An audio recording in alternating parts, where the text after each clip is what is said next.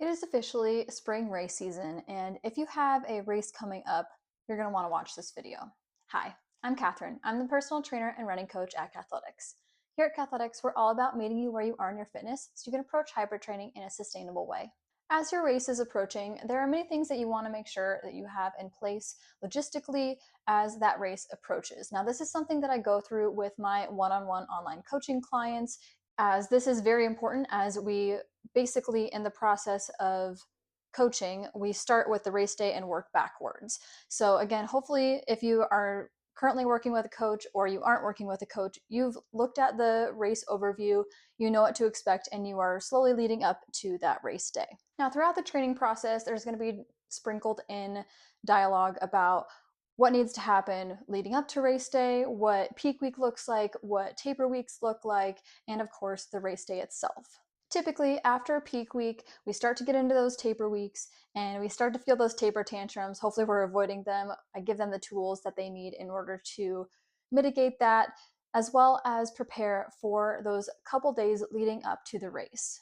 During this time, we, number one, want to make sure that we are feeling confident in the race course. Again, this is something that should be reviewed pretty much when you decide on what race that you're doing and sprinkle it in throughout your training cycle so you know what to expect.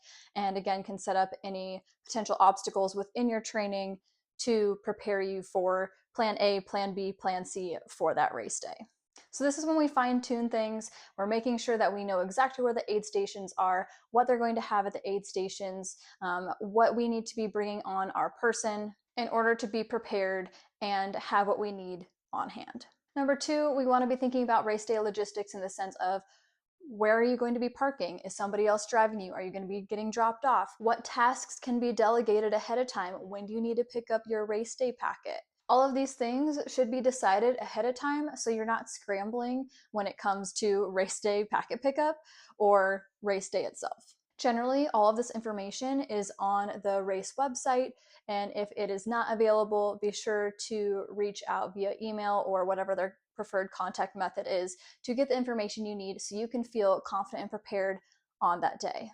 Number three, kind of going along the lines again of these logistics, is we want to make sure we know what we're going to be eating ahead of time. So that means both the day before the race, really throughout the whole entire taper. We want to make sure that we're fueling enough, but of course, we're focusing more on the race day here. So what you're going to be eating the day before, what you're going to have the evening before, what time you need to be waking up in the morning or on race day, because it really depends. Sometimes races begin at 6 a.m. Sometimes they start at 8:30. Sometimes it's even later in the day depending on what the race distance is. So you want to make sure that you have all of this kind of lined up so you know what you're going to be eating the morning of, what time you need to be eating, and again, working backwards from that when you need to be at the race, working backwards of, okay, I need to be eating breakfast by this time. Okay, that means I need to wake up at this time.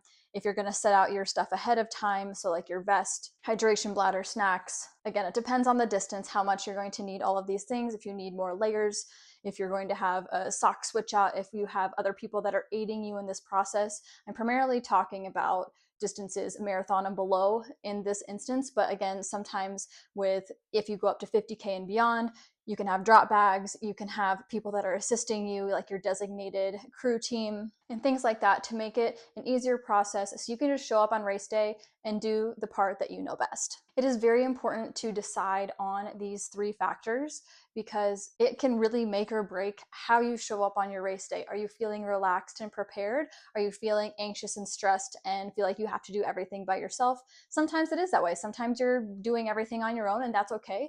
But making sure that we're organized so you're not showing up in the morning frazzled, being like, I don't know what I'm supposed to do. I don't know where I'm supposed to park. I don't know where I'm supposed to go in order to get my race packet. All of these things can be organized and set up for you ahead of time with just a little bit of preparation and making sure that we're reviewing what is necessary ahead of time. Now, again, this is something that I go through with all of my one-on-one clients who have specific race goals. So if that's something that interests you or something you'd like to discuss further, be sure to click the link in the description below for one-on-one online coaching. If there's anything else that you think would be beneficial to have in your logistics process ahead of time, leave that in the comments below. Maybe it'll help somebody else out. Otherwise, be sure to like, subscribe, and then we'll see you in the next one.